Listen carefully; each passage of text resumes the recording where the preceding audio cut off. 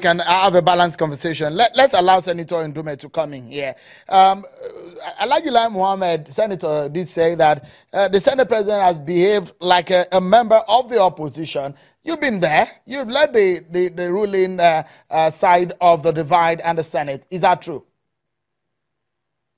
Yeah, to some extent. But before I go into that, let me tell you that my relationship with Kola, who is the National Publicity Secretary of PDP, is a long one. And I think they are giving him this responsibility of being the publicity secretary is a deliberate one. Because, you know, PDP is now a very hard product to sell, and they have to get a good marketer. And he's not doing bad, but the product is known to the consumers. That is a very bad product. And I think that is why he's talking about rebranding the party. But having said that, everybody is important. I don't want to personalize issues and start people calling people names. You can't say Saraki is not important. I said it before, especially in Kwara politics. You can't take that away from Saraki, whether it was one way or the other. You can't take that away from him. But I'm saying that Saraki cannot do irreparable damage to APC or the chances of President Muhammad Buhari especially. So it brings me to the question, Senator.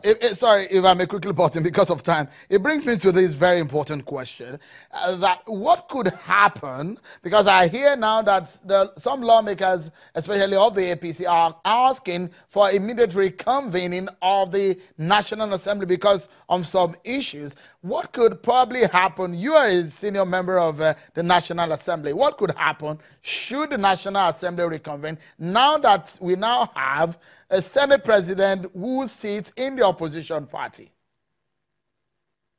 Well, what I want to do personally is to even call on the Senate President, Bukola Saraki, to reconvene the Senate because we have critical matters of urgent national importance before the National Assembly.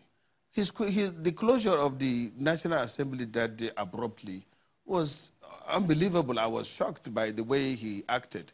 Because the Senate, I have been crying out that the Senate is not Saraki.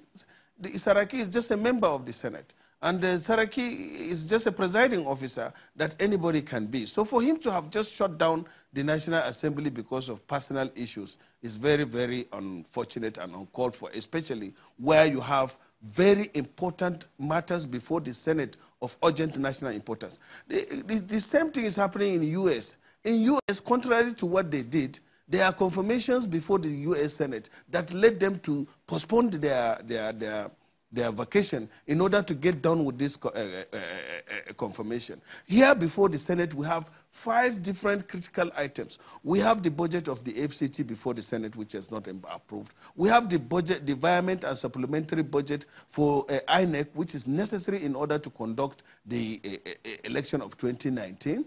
And then we have the appointment and confirmation of ICPC members. That of FEMA is laying there. That of Judicial Service Commission is there. And in fact, the budget of 64 government agencies is before the Senate. Approval for the funding, external borrowing to fund the 2018 budget, which has already been approved, of about $2.8 billion, is before the Senate. There is also a request of loan approval of over Senator, $82 billion that is standing for the loan that is already Let's bring the conversation home.